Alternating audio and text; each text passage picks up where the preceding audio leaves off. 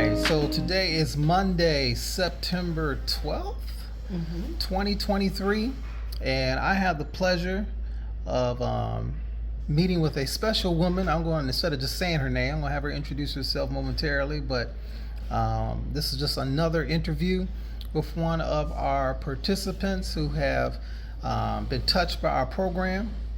And so we do these interviews basically to make people aware of the impact that tea is having. And, there's statistics and things like that, but nothing is better than the actual stories of individuals who are been touched by the program. So that being said, again, just honored and pleasured to be here today with her. So why don't you introduce yourself? Tell us who you are. My name is Miss Kim. I work at Rubbinell. I've been an employee here for 3 years and a tea participant for 3 years. All right. Well, Kim, thank you again for taking some time out of your busy day and meeting with me today. Appreciate it so much. So, the journey of every tea participant is different. Everybody's journey up the mountain is different. And for those of you that are in the listening audience, we get a majority of our participants come from some of the emergency shelters in Detroit, whether that's COTS, whether that's Covenant House, whether that's Mariners Inn. And although we primarily work with women, we do have a few men. So Kim, how did you find yourself in the position prior to you coming into, experience with Rebel Now, experience the tea, kind of, in a general way without going into, the details? What was going on that you found yourself in the situation that you found yourself in? Okay. I was in emergency shelter. When I finished emergency shelter at COTS, I wound up transitioning into Peterborough Arms. Okay. And I was referred by a dear friend and life coach who gave me a referral to Rubbinell to work. Okay. At the time, I was looking for employment. And when I got a referral, I interviewed with Rubbinell, and about a week later, I was hired and introduced into the tea program. Okay, so you got the referral through the relationship that you had over at COTS through Peterborough. How long were you at COTS? How long did prior to you being referred over to Rebel Now? I was in COTS during the pandemic. Oh, yeah, man. That so was rough. it was rough. I experienced I experienced 3 traumas. So one was the big tech layoff, which caused me to lose employment, and right after the tech layoff became the pandemic. So I came into COTS at the very height of the beginning part of the pandemic, like right when they decided we have to shut down everything. So I stayed in shelter a little longer than usual because of that. Kim, I'm kind of going a tiny bit off script here a little bit, but I wanted to dispel a myth that people have sometimes about individuals that live in shelters. And sometimes people think that individuals who are in emergency shelter have maybe either no prior work experience or haven't done any type of substantive kind of work in career. And the little bit that I know about you tells me that that's not your situation. You actually have some career experience prior to having been in emergency shelter. Can you talk a little briefly about that? Yes. So prior to me being in emergency shelter, I was a financial advisor for a large company. And in 2020, they had a major tech layoffs, and my job and my security, as I knew it, went out the door on October 31st. They got us in a room and said, unfortunately, we have to let everybody go. And it was from the higher ups all the way down to the janitor. I was in a different state in Arizona, and I lived off my savings until basically I couldn't anymore. I came back to Detroit, my home state, to look for employment, and I stayed with family and between family and Airbnb. And the money ran out, and the pandemic happened like in that order. So it was do I help myself recover from this, or do I be basically in a worse situation than what I'm in during a pandemic? Okay. Okay. Well, and I appreciate you sharing that because, again, people have a lot of misconceptions about people who are in shelter, and I appreciate you helping kind of dispel kind of one of those myths. So, okay, so now so how long you been at Rebel now again?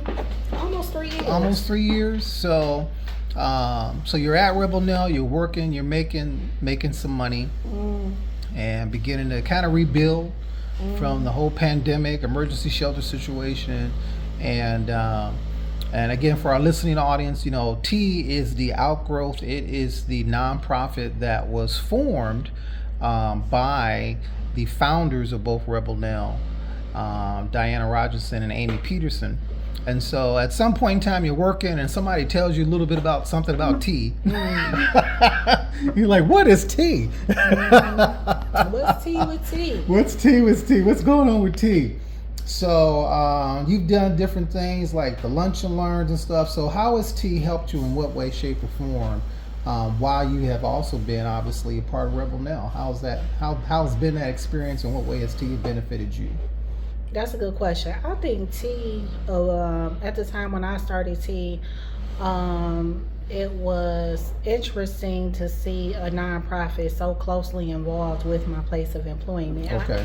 Even though at the time I had the luxury of working directly with the directors and the founders of the organization and the company, it just felt good to know that I was a part of an organization that really cared.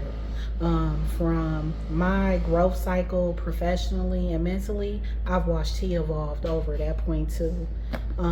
T has always been, the board members and the contributors of T have always been directly thoughtful people, very personable, very involved,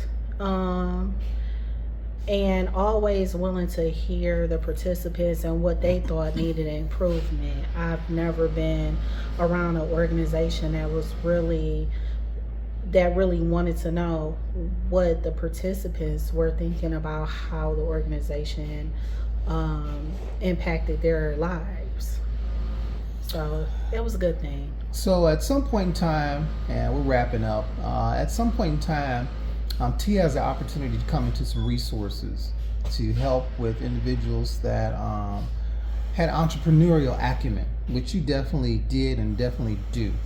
And so T was able to give you some money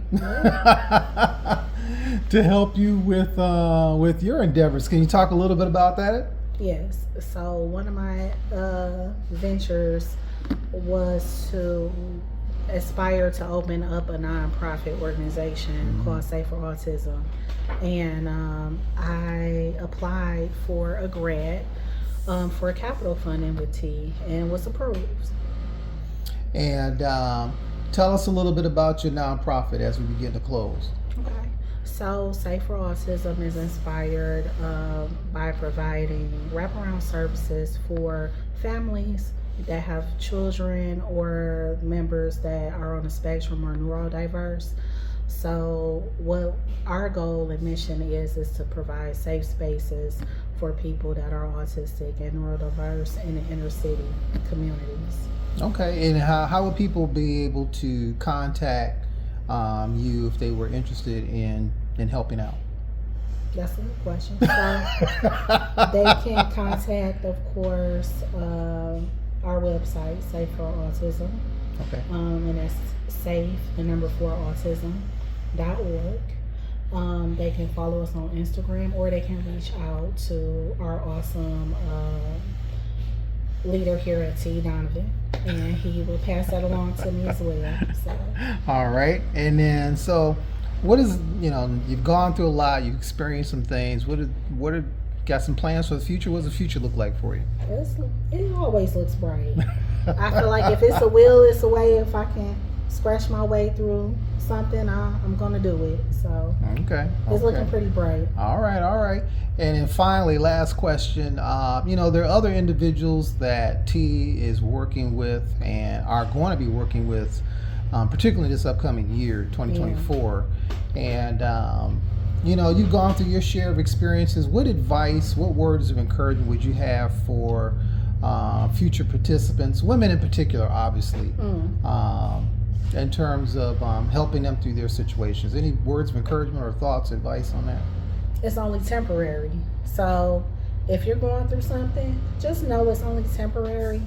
And I think that everything we go through is an opportunity to learn from it. And if you're transparent, if you're open, and you are able to communicate your needs to people that really want to help you, it'll happen for you. You just got to be persistent and just know that whatever you're going through is just a phase. Okay. Well, Kim, thank you so much for your time. It's been a pleasure to talk with you. Wish you the best as you move forward in your future endeavors, particularly with this nonprofit that you have started. You go. And wish you the best. Take care. Have a great day. You too.